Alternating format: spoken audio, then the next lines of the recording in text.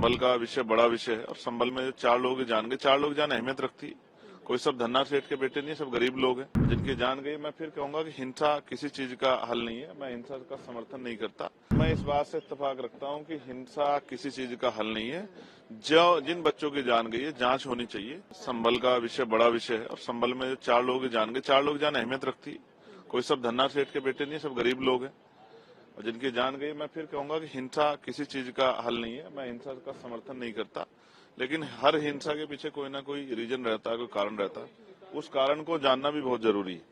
और जिस तरह से लगातार कभी किसी धार्मिक स्थल पे कभी किसी धार्मिक स्थल पे बार बार जो है अपना आधिपत्य दिखाने की और उसको उसके साथ जो है उसको अपने हिस्से में लेने की जो एक कवायद चल रही है, ये देश के लिए अच्छी नहीं है। देश में नफरत फैलाएगी, नुकसान करेगी। आप ये समझिए कि जब वर्शिप एक्ट 1919 है और वो ये कहता है कि 15 अगस्त 47 को जो धार्मिक स्थल जिस स्थिति में था वैसे ही रहेगा, और बाबरी के बाद इसका ये हो भी गया था। तो अब ये नया नया रोज कभी ज्ञानवापी, कभी बनारस, कभी जो है संभल, ये सब करके जो है मुझे ऐसा लगता है कि बुनियादी मुद्दों से ध्यान हटाना चाहते हैं। लगता है सर अखिलेश यादव ने जो कहा कि एक बार सर्वे हुआ था तो दोबारा सर्वे की क्या जरूरत थी, पुलिस की कमी है, सरकार पर आरोप मढ़े जा रहे हैं, आप इससे इत्तेफाक रखते हैं? मैं इस बात से इत्तेफाक रखता हूं कि हिंसा किसी चीज का हल नहीं है।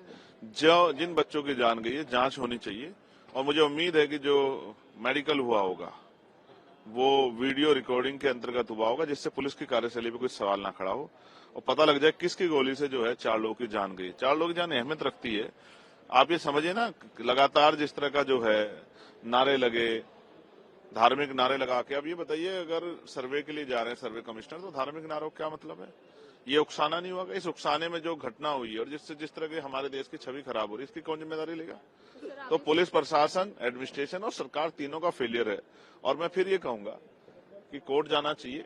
मैं सबसे शांति की अपील करूंगा कि लोग शांति बना के रखें, लेकिन मैं फिर आपसे स्पष्ट रूप से कह रहा हूं, ये अच्छा नहीं है, देश के लिए अच्छा नहीं है, संविधान की मर्यादाओं के लिए अच्छा नहीं है। संविधान की मर्यादा में आंदोलन हो और गोली से नहीं, वार्ता से जो है लोगों की सबकी सुनवाई। क्या आपको नहीं पता इस मसले में दूसरे पक्ष को बिल्कुल नहीं सुना गया, एक पक्ष से फैसला हो गया? बहुत सारे बड़े इशू हैं, ऐसा लगता है जैसे उनसे भी ध्यान हटाने के लिए सब चीजें की जा रही है।